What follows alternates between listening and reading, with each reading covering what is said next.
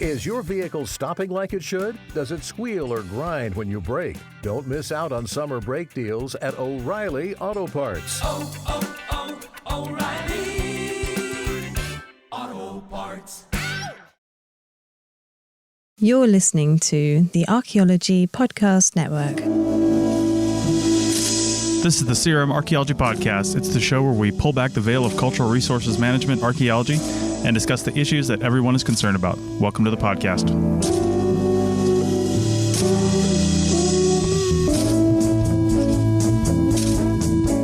Hello, and welcome to the CRM Archaeology Podcast, episode 292. I'm your host for today, Dr. Andrew Kinkella. I've taken over from Chris for today. Yeah, I know. You guys are like, finally you took over from Chris. I have slowly carved my niche in this place, and now I'm the overlord.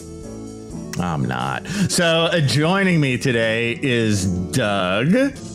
Hi. Well, I'm gonna say hello, but man, Andrew, that was an intro. That was something else, man. Oh, good. See, I just out of your head.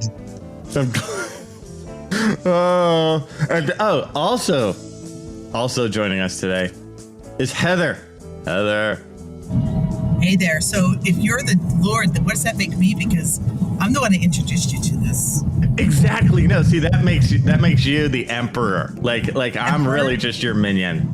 Okay. You know, you are the puppet master. I'll take that. You are the puppet master. And today we have decided to talk about dress in archaeology, but not in the field. Like, we thought we would talk some about dressing, like for conferences, or if you have a business meeting, or basically how to dress up some. Because I think we've all noticed that archaeologists tend to dress down, and I don't think that's necessarily a good move. And that is coming from me, who is someone who classically dresses down a little bit. But I worry sometimes, I've seen this a lot in my career, of archaeologists who kind of dress down because that's how they define themselves. It's like, no, I am of the field, so I dress down to show you that I am of the field. And I think that's a really bad move. I think it's time for a lot of us, to just like take our medicine and think about dressing up. This obviously doesn't mean, oh, I need to buy a tuxedo, but it means taking simple steps to just make yourself look clean and presentable. It's only good for your career, and I'm happy to kind of drill down on this a bit and even talk about, like specific brands or things to wear or this kind of thing. And I figured today we could just go through it. We can talk about specifics in archaeology conferences, and then onward in the job world. Anyway, Heather, I see you got your hand up. What's up? Yeah, I was just going to piggyback off of what you're saying. It is really important because we have to remember, if we were just in a room with archaeologists all the time, and that was our environment, that would be one thing, but we're not. And, it's funny because our reputation as archaeologists, it really precedes us, and it takes a long time to wear that down because, people in the business world, they really assume archaeologists are wacky. They're not very professional. They are hyper-focused on only preservation without any reasoning to it, and that they're just weirdos. I mean, that is the sense. And you know what? Some of it we have actually earned, and some of it we have not. It's just a misunderstanding of our discipline. But I do think that, when we're in different settings, we need to be conscious of that. And you know what? If that's not something you want to do, well, then just, know that it might impact your success. Yeah, your success. Yeah, no, totally. So, I mean, I totally agree with you. Again, I have seen this again and again. And also, for those of us who've worked in a more, I don't know, blue collar or, like kind of outdoorsy place like archaeology, I think we tend to forget that in a more business room setting or this kind of thing, I'm telling you guys, I've seen this before where people who work in the business setting all the time, like if you look like crap and come in, they won't even listen to you. Like their ears won't even open. So if you want to argue a point, you know, or you want them to listen to you, you want them to take you seriously, you have to dress up. You just have to. I have seen this crash and burn, you guys. And the person themselves is so clueless. They're like, why didn't they listen to my point? It's like, yeah, because you look like crap. Like you hook it up. Doug, yeah, what's up? When you're looking to sort of dress up for, I don't know, either maybe a conference presentation, maybe a business presentation, maybe it's just, you know, a meeting you need to look good for. What is your guys' sort of go-to outfits, as it were, or I say outfit or outfits, and maybe you guys have multiple ways of dressing up. Can I throw it to you first, Andrew, and then Heather? Sure. I think that's a great question. That's where I wanted to go as well. Like, what do we personally do? So for me, I think the sort of fail safe is like, I have two suits that I've literally owned for like 20 years, you know, for forever, but they're still okay. I don't wear them that much. And so if I really have to dress up, you know, and this would be the stuff I'd also wear for a wedding or whatever, but it's fine. It's like, these are like business suits, you know, first and foremost, one blue, one black. And I will either dress them up a little bit more or down a little bit more. Again, this is extreme, right? This is I am presenting in front of the Supreme Court, right? Time. Where I waver a little is with ties. Like, I hate wearing ties. I just hate them. They make me self-conscious. Like, they're uncomfortable for me. I hate having something around my neck. I will wear them though when I know I have to, right? Like, I'll be like, okay, I'll put a tie on this. But if I can get away with it, and again, I'm being honest to the room, not to my feelings, right? But to the room, I can be like, okay, I'll wear this suit without a tie, you know, and that in my experience has been okay. Like tieless is all right. On top of it, I'll also dress it up with little things, especially for men. I think a watch to go with your overall outfit can really add, you know, and make sure it's a dressy watch. Make sure it's not like a G-Shock that you're wearing in the field. I've seen so many people with like a suit and then they're wearing this big plastic looking G-Shock. And I love G-Shock watches, but for those dress up times, and this doesn't mean you have to buy a Rolex, right? There are watches in like between the $100 and $200 level that are really nice, look really good. And I think it really adds an edge, just that old school like dress up, and not an Apple Watch too. That's, if you really go old school, it's just a nice addition. Looks cool. Of course, you're going to wear a belt and shit, you know, and good dress shoes with these. Make sure the belt and the dress shoes match. Either they're brown and brown or black and black. So that's what I do. And of course, for the dress shirt, you have a million choices. You just have to make sure that they vaguely go together. So that's what I would wear in a really high end situation. And then I'll pass it on to the rest of you guys, but I have some other options too, if you can kind of go mid range. When you said the suits, like what was the sort of range of suits, and did you get them like tailored? I guess, yeah. There's ranges of off the rack, which is, you just get it from the store, and then there's off the rack where it's then tailored, or there's also like the sort of bespoke range. I don't know many archaeologists who can sort of afford to go into the bespoke range, but where were you at in your two suits, your blue and your black? Right. That's a perfect question. I'm so glad you asked.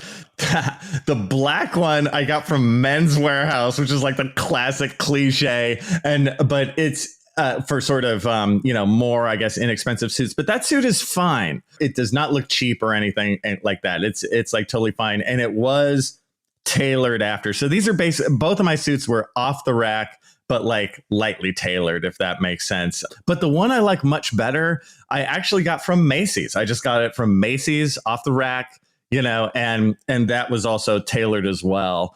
I'm sorry, I cannot give a price. It was so long ago, I can't remember. And whatever I paid, I will say it wasn't like brutal. It wasn't like $2,000 or something like that. I want to say it was several $100s, that range. It's not going to be $150. It's going to be a lot more than that. What that also brings up is tailoring. Like in general, no matter what you wear, make sure it fits. that matters so much more almost than the actual thing. Like if you have a slightly cheaper shirt, but it's tailored, it'll look so much better than an expensive shirt, or that's fitted rather, that fits. It'll look so much better than an expensive shirt that doesn't fit very, very well. I see so many people messing this up, like really be honest about fitting, Did you just get the fittings done by the store? Because I know Men's Warehouse does that, where basically you can get it and then they'll also sort of tailor it as it were. Or did you like take it to professional tailors, or, where did you get this done?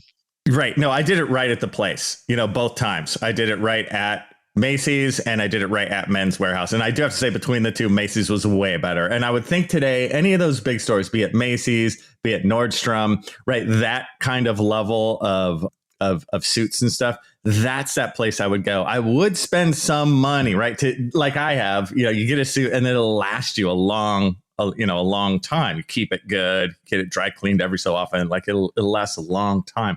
Actually, with that, we've kind of burned through segment 1. I know that Heather has a lot to say to add to this. So let's do that at segment 2. So we'll be back around momentarily.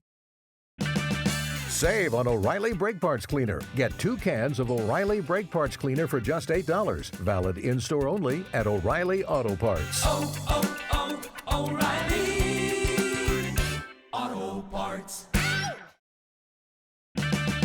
Is your vehicle stopping like it should? Does it squeal or grind when you brake? Don't miss out on summer brake deals at O'Reilly Auto Parts. O'Reilly Auto Parts.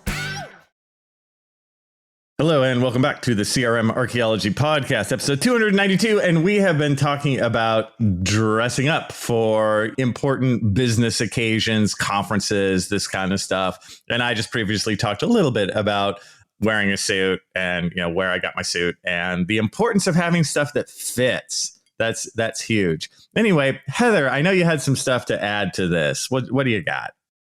Yeah, so, I don't wear suits, but this is specifically for mainly males. I guess, some girls may want to wear a suit. But so as far as suits go, I just don't want people to be scared. There's a lot of people that may not make enough money even to buy just a low-end suit. So here's a few suggestions. First, you can start off by having a pair of jeans and dressing it up with a nice jacket, sports jacket. That's one option. There's nothing wrong with that. There are certain environments where that may not be enough, and it definitely depends on what part of the country you live in. So if you're on the East Coast, it's a little bit more formal than on the West Coast. The West Coast, even dressing up, you'd be good with wearing a nice sport coat, a nice button-down shirt, and some jeans. The key thing here is you got to look put together. So it doesn't have to be an expensive sport coat. In fact, I have found some really great stuff thrifting. You sometimes can find really high-end suits thrifting, and it doesn't matter if the suit doesn't fit you. And if you haven't bought it new, don't think that you can't go take it to a tailor. You can. You take it to your dry cleaner, and most dry cleaners have tailors there on site. Now, if they don't, they'll tell you where to go. And tailoring is the key to looking sharp. So you can have something that doesn't look, it actually could be a really high-end suit, but if it doesn't fit you well, you look dumpy. So or you could have a suit that isn't really high-end, but because it's fit to you really nicely and tailored to you, you look really sharp. So the key is you don't have to spend a lot. You just get creative and you go in, and then what you can do is you can go online and say, okay, what's the look right now? And you don't want it too trendy, but suits generally aren't too trendy unless you're wearing, the pants that are like anklets, which don't do that. Super narrow. Please don't do I would bust in and just totally agree with you. If you're getting a suit, if you're really spending some money long term, do not get something totally fashion trendy like those completely narrow pants. No, or the anklets that come and show your ankle. It looks so stupid. I'm sorry. So dumb. Sorry for those who do that. But in a business setting, you want to be conservative. Yeah, so conservative and serious. Yep. And that's where a suit will last you for a really long time. So money-wise, it's smart. Yeah. But I can't say enough about tailoring. Tailoring really, and so I worked my way through graduate school teaching sewing and upholstery. And so I do tailor. I tailor my son's, he's in the Army uniform, and I tailor some of his friends. And there's nothing better than a nicely tailored suit. And it won't be much. It's definitely something that that you should do. And so pieces, though, just nice jeans. And the other thing is, you can go to places like Costco. Costco can have some really nice, khakis on sale. You can wear khakis, even if it's not jeans, you can dress it up it doesn't have to be a matching suit. And that matching suit's nice, but I'm just saying I don't want to kind of, scare people off. But the key is also, please, we shouldn't have to say this, but I can't tell you how many people I see at conferences. They look like they have not taken a shower in a week or more. Oh my God. Their hair is greasy. It's long. It's not kempt. You could actually be dressed down and still look sharp if you have a good haircut and you look like you care about what you look like. Yes. So it's huge. And that's where people pull that, like, I'm an archaeologist, I'm from the field. It's like, well, you look like crap, right? There's no way around that. Just suck it up, grow up, and do what you need to do, Yeah. And you know what? Maybe I could see where people have been in the field and they've been in this environment for so long that they actually don't realize what they look like. So maybe find a friend who's willing to be honest with you, brutally honest with you, and say, hey, what do you think? Like, how do I look if I was going into a business setting? Do I look appropriate? Right. And I would just say, take it seriously. It's okay. It's okay if day to day you look like a slob. It's all right. No big deal. But for these moments, like, take it seriously and be like, all right, I'm really going to kind of push forward and do this. Doug, what's up? Yeah. So I have like two little, I guess, hints or, advice things. Yeah. And one is thrifting. Go to a thrift store in the nice part of town. So like if I go thrifting, I actually, there's University of Edinburgh is pretty toffy, toffs, sort of rich kids. So if you're going to a thrift shop around the University of Edinburgh, you get really nice clothes because the students don't take it with them; they just throw it into a thrift store. Basically aim for sort of the richer neighborhoods because essentially most thrift stores, it's the donations they receive. And so, if they're in the rich neighborhood, you're going to get like, a Chanel dress or something like that just dropped off because, they couldn't care less.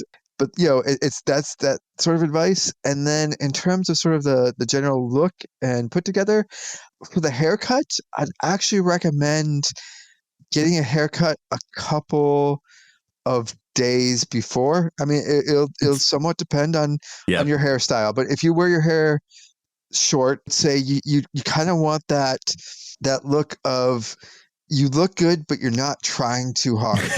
It's so true. I agree with you 110%. Yeah. That basically plan a couple of days if you can. Sometimes you're out in the field, there's no time. A nice haircut is better than no haircut. But if you can put maybe a week between like this conference or this meeting for a haircut or, maybe 3 to 4 days, probably better. If you have short hair, that's good. If you have long hair, generally it's not as noticeable that you had a new haircut. And actually it probably works better if it's right before if you have long hair. But I would say if you're and short would be, you're using like the buzz clippers and stuff like that for your hair.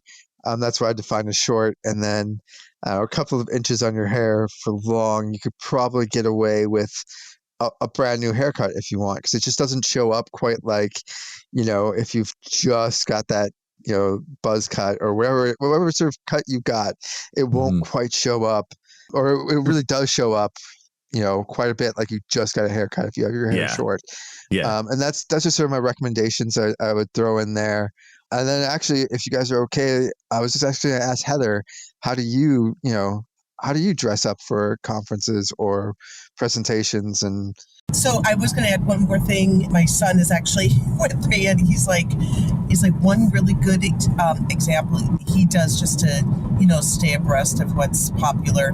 He says that there's some great YouTube out there, YouTube channels that specifically deal with fashion and young fashion, but business fashion. And one is called, it's Parker York Smith. We'll put the link we'll put the link in the show notes, but he's a really good, my son goes to when he's looking to make sure he's business, but he's still up to date. And he also has budget options. He focuses specifically on different tiered levels and making sure that you can look real sharp for a decent amount of money, or low amount of money. So what do I wear? I do have a decent, wardrobe for professional settings, because for me, I am working in a professional setting a lot. And so my go-to is comfort, something that's comfortable, but is sharp looking. So for women, you can go, oh my God, it's maybe easier for us, although there's a lot of choices, so that's harder sometimes. But the window is this. The continuum is much larger, the range of what we can wear and still look professional. So my go-tos are always having a nice pair of black pants and having it made out of material that's not going to be wrinkly, having it tailored to me so that I look sharp and I look put together. You can't not iron. Like, if you don't want to iron, then you got to buy clothing that doesn't need ironing. You don't want to look all crumpled. And when you're traveling, you're going to conferences, you're traveling. So I wear a lot of black pants. And then I have, so that sometimes I don't want to pay for a luggage or something. Another way of being thrifty is I will have one pair of pants that goes with a lot of different tops. And then I do have coats, overcoats. So I'll do a nice shell for guys that don't know, or maybe even girls. It's like an undershirt that you can put everything over it. So it's usually a neutral color, and then you put something over it. And I just dress basically to the climate, and I don't go crazy. I don't think that a pantsuit is necessary. I think it's fine to show your own personality, but I do think that you need to keep it professional. So let's say you want to show your personality. I don't think going to a conference and wearing Star Wars stuff it's not professional. That might be part of my personality, but let's say I have more of a steampunk kind of look, let's say. That's not what I do, but if you like to wear steampunk or more, there are ways that you can do that without looking too, I don't know, just too weird. So yeah, show your personality. I would definitely say angle. You're professional. Right. That idea of angling towards the conservative, it's only good. We've all had that moment in our head where it's like, should I wear this? The answer is no. Don't do it. Yeah, exactly. Stay away from anything that, to me, has like labels on it or has movie references on it. I mean, anything that would totally. Yeah, that's a no-go from the very beginning. Yeah. Yeah. And don't think like, oh, I'm putting a wet blanket over my personality. It's like, no, you're not, right? You are being professional and mature, and you are dressing for that very important. There's nothing wrong with being professional and holding some parts of your personality back.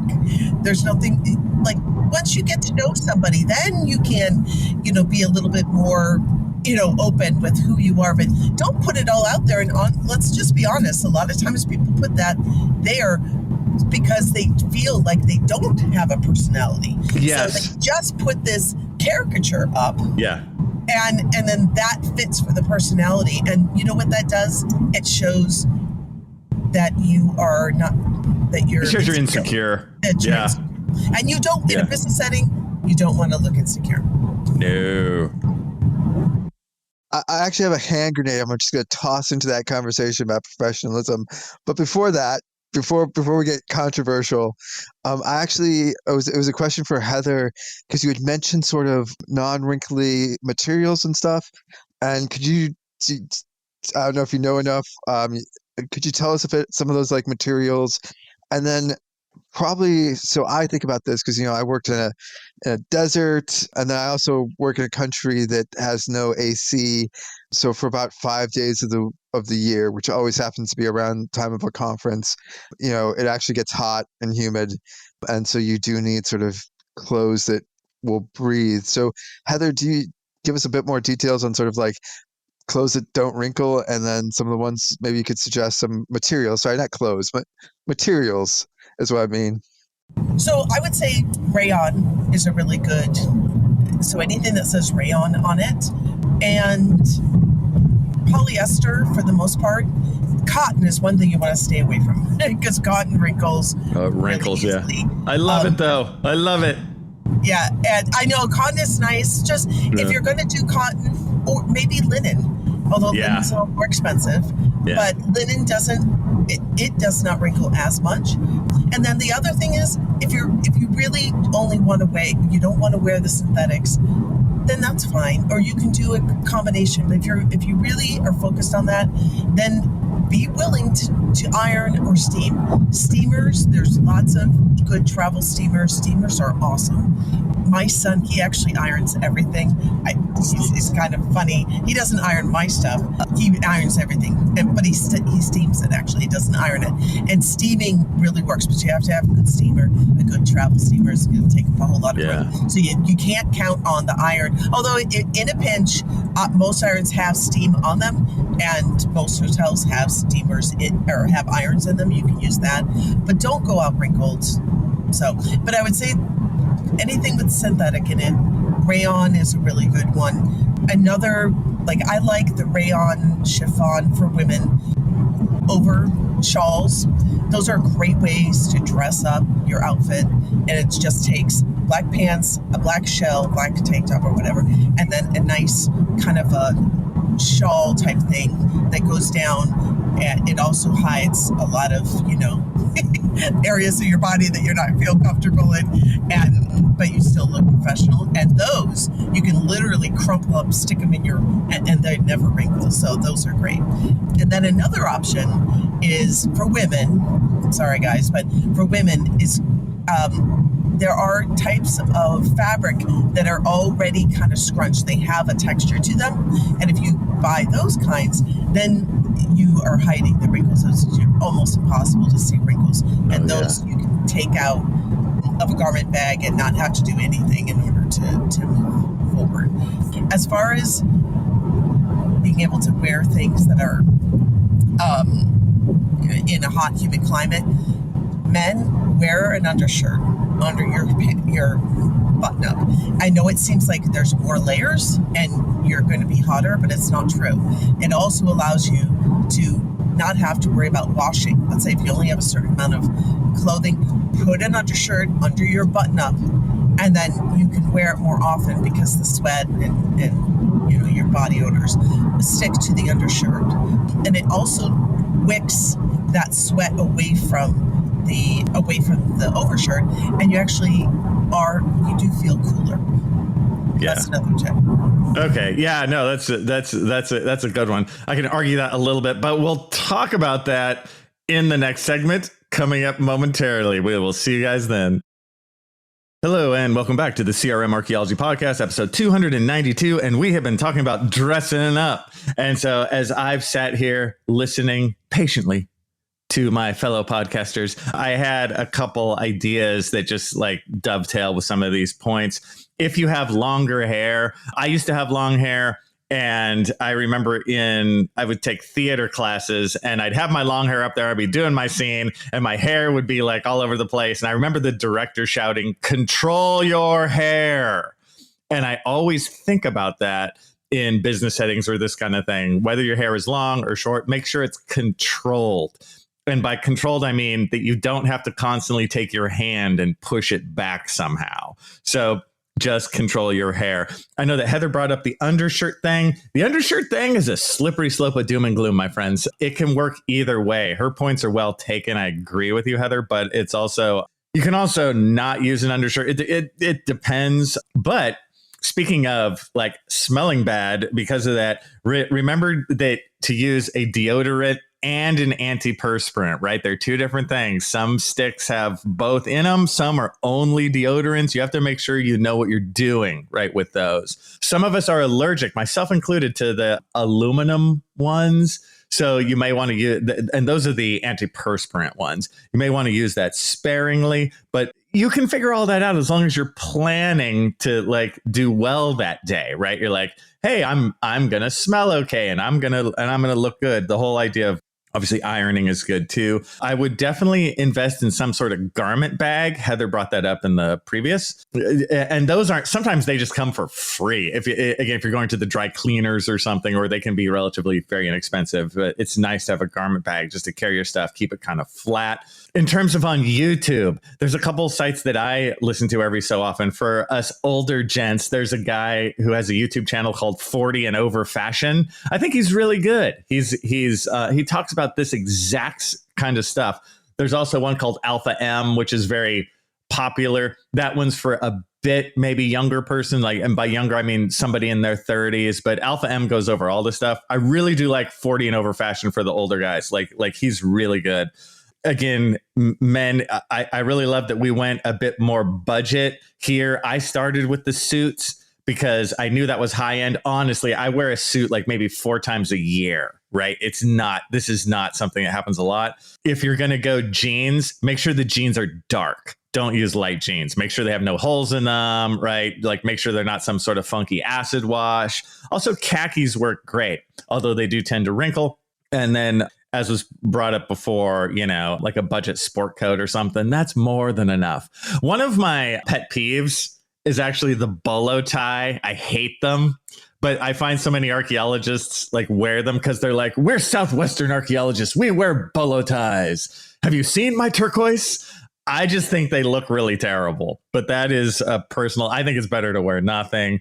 Oh, and again, to reiterate, guys out there, I would definitely get one brown leather belt with some brown leather shoes, again, that look good, black leather belt with some black leather shoes, right? And then you can mix and match all over the place. Definitely tend to angle towards dark colors. They just look better, right? So those are some things that I have just kind of learned, and I am not here to say I'm a style maven whatsoever, but these are good things to think about. Can I say one thing about the bolo tie?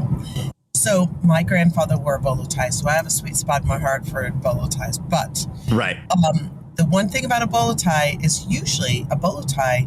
Who usually wears a bolo tie? Somebody with a lot of times. And sorry for those that do that aren't like this, but I would say a lot of times when you see a bolo tie, it's somebody who's wearing it with a shirt that doesn't fit them, or a weird shirt that would not go well with a bolo tie. They don't have clean hair.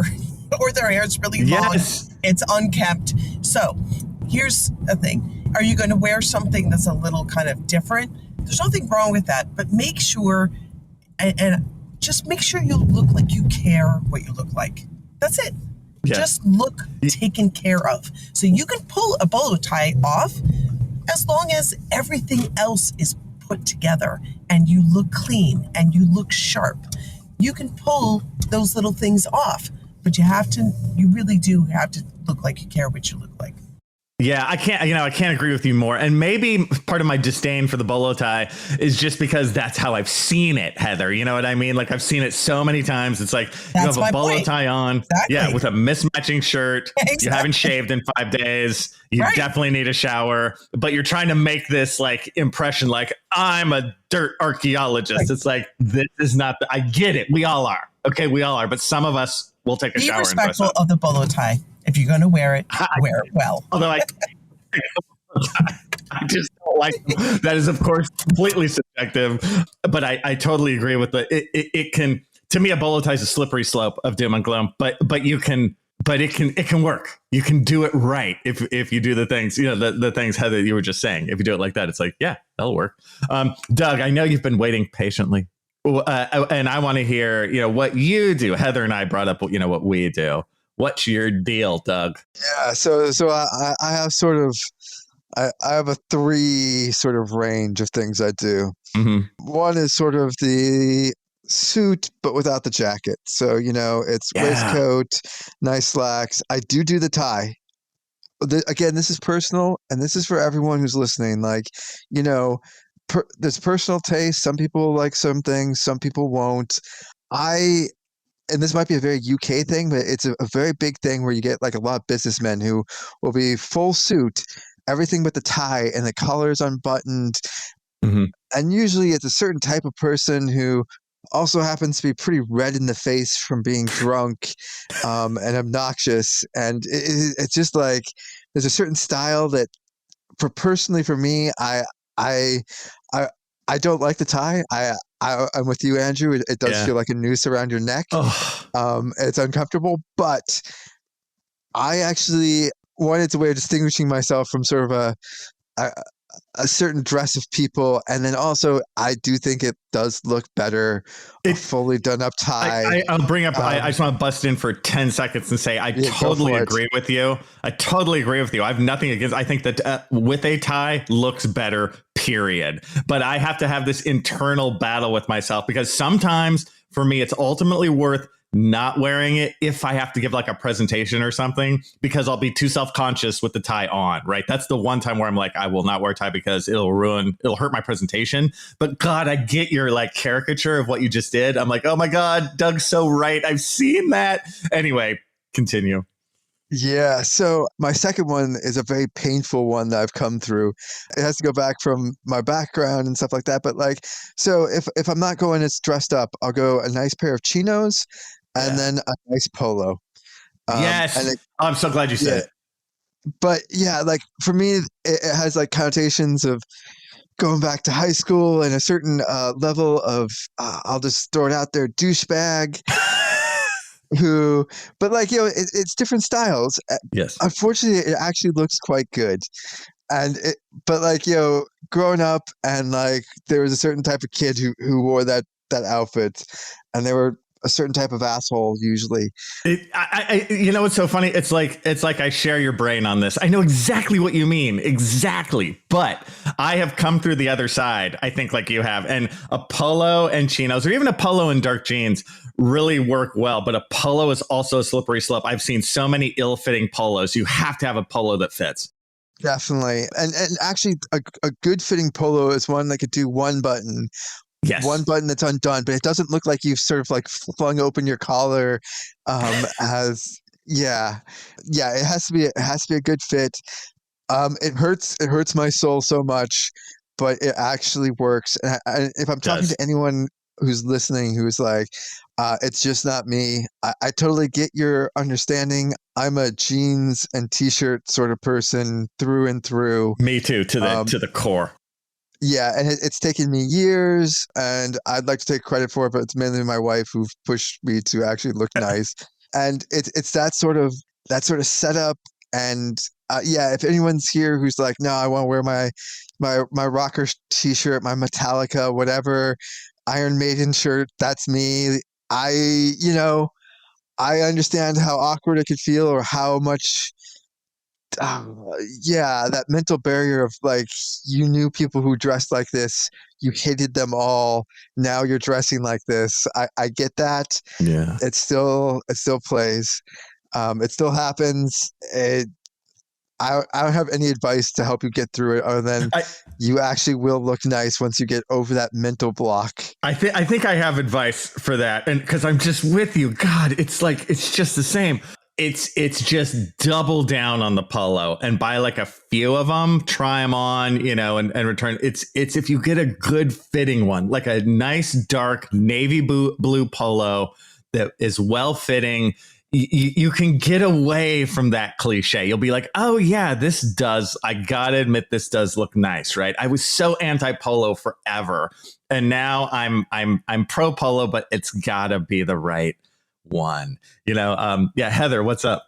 Yeah, I was a couple things I wanted to say about the undershirt. If you're going to buy an undershirt, get a dry wick undershirt.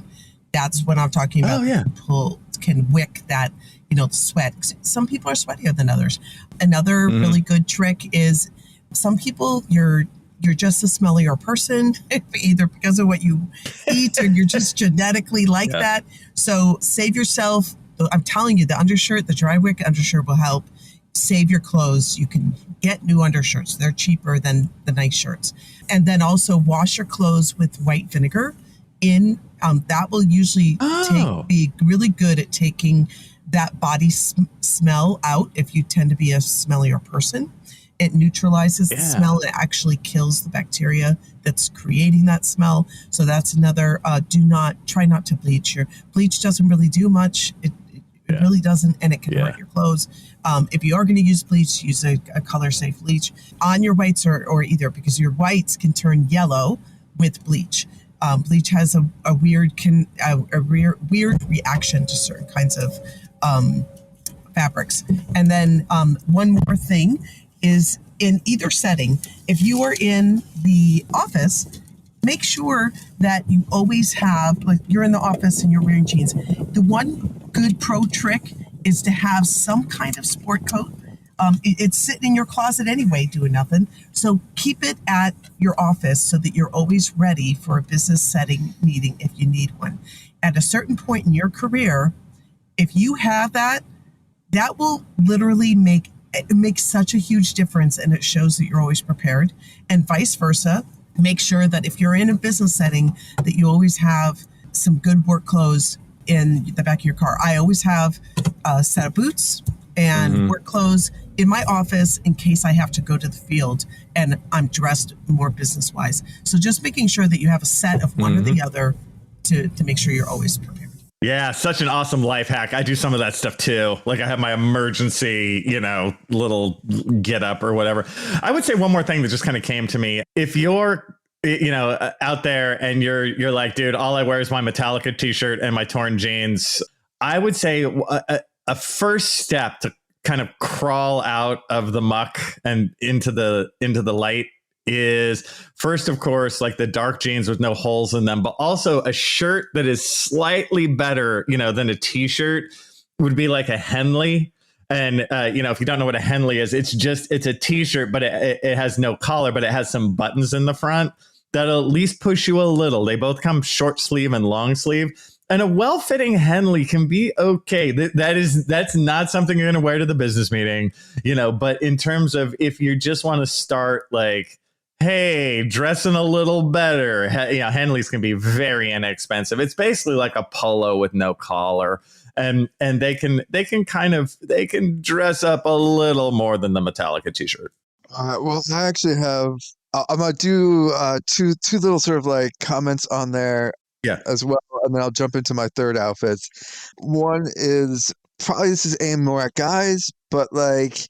Yeah, if you sweat a lot and you're worried about body odor, shave your armpits.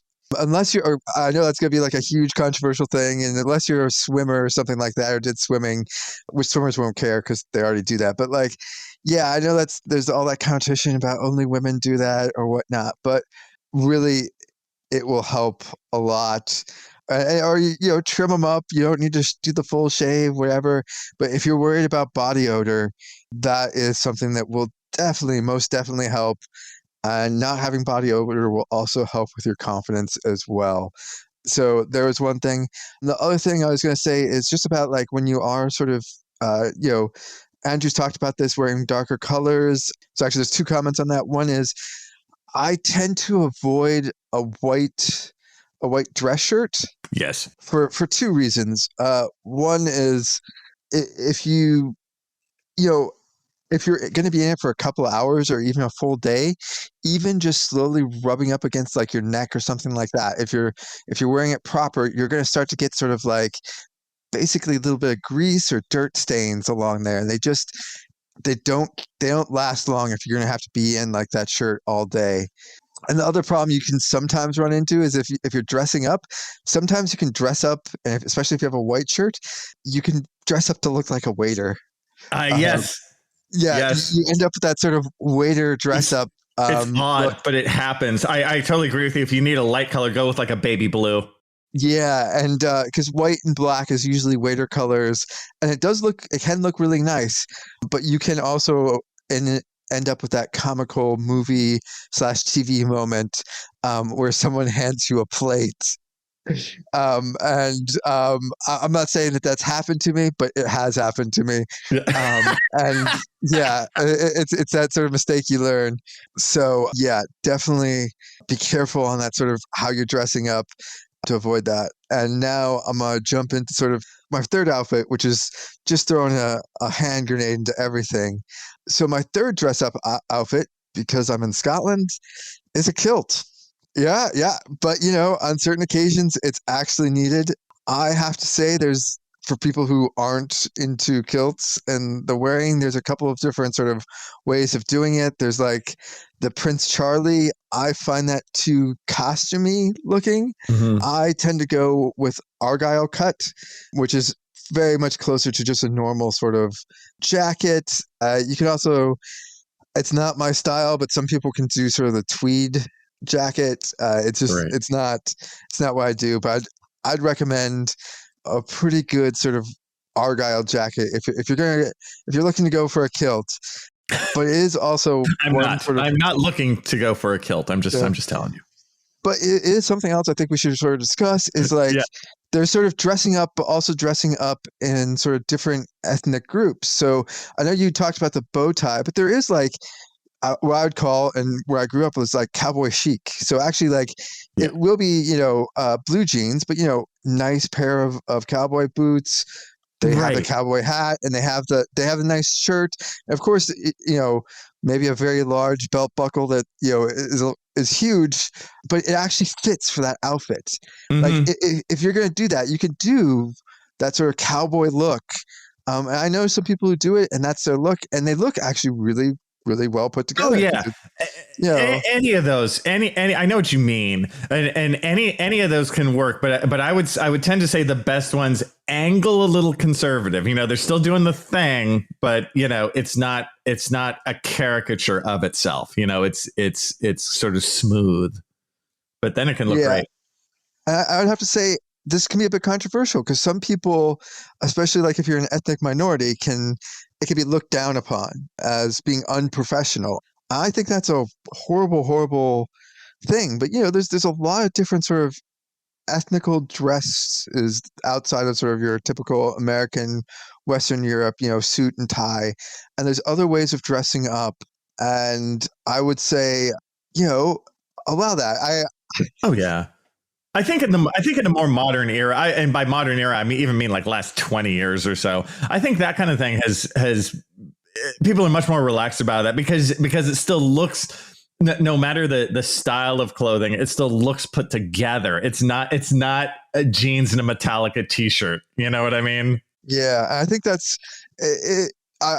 For hopefully none of our listeners are thinking about have that sort of discriminatory, but if you see that and people are like it's unprofessional, actually encourage that. It's it's looking put together however you want to be put together. And we've talked about you can still do jeans and a nice shirt can pull off being put together, and it can work. I would just sort of throw that out there as actually if there's one thing I could sort of push back against is like that sort of ethnic hatred against something that looks different that's not necessarily a three-piece suit, and I don't think you need that. We've discussed a lot of different things, although I would re-push back and just say I haven't seen any. Here's my re-push back. I haven't seen any kind of like hatred or something for that. I've seen that be very successful for a very long time. So I do think we're like kind of over that hump, and to the point where it's actually kind of like cool. People are like, oh yeah, that's awesome. Again, because it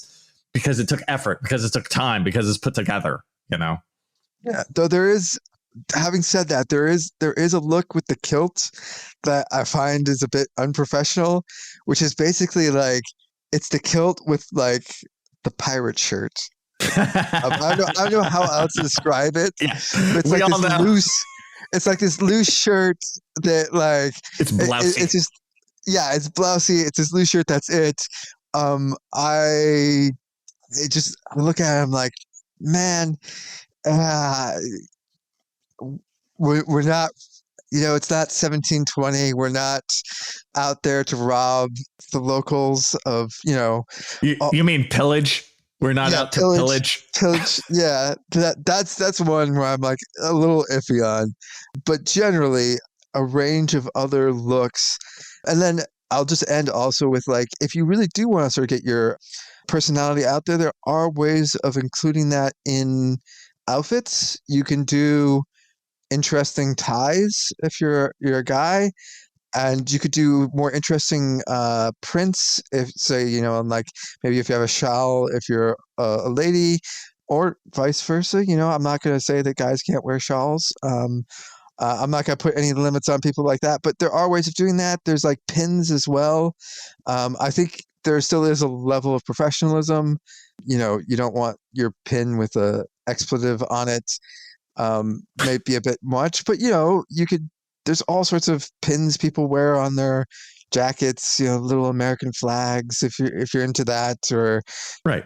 That sort of thing. But there are other ways of, if you do want to add a bit of personality to your outfit, there's ways to do that. Funky tie. It can also be a good conversational starter as well. Totally. With that, we've got to end it. The various persons here have got to move on. Have got to move on with their lives. Moving on from this, which I don't know where you can go beyond this. This is really the pinnacle. Anyway, I thought that was a great discussion. We will leave our audience by just saying bye. I don't think Heather can actually even talk to us anymore. She's lost in the wilds, which is completely fine. So I will say bye for her. Oh, hey! That's awesome. Okay. Goodbye. Yeah, Doug saying bye, and me, your host for the day, Andrew Kinkella, is saying bye, and we will see you guys next time. Thanks for listening.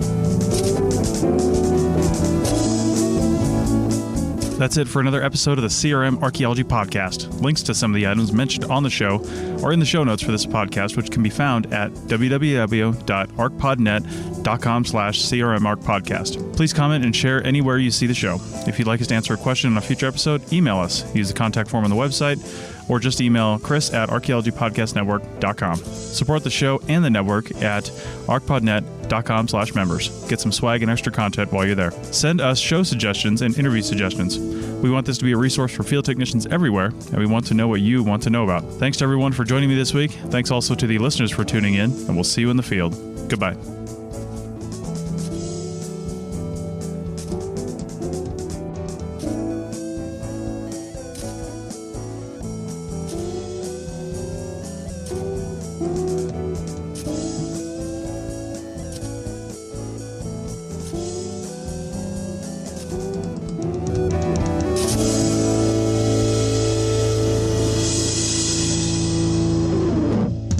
This episode was produced by Chris Webster from his RV traveling the United States, Tristan Boyle in Scotland, DigTech LLC, Cultural Media, and the Archaeology Podcast Network, and was edited by Chris Webster. This has been a presentation of the Archaeology Podcast Network. Visit us on the web for show notes and other podcasts at www.archpodnet.com. Contact us at chris@archaeologypodcastnetwork.com.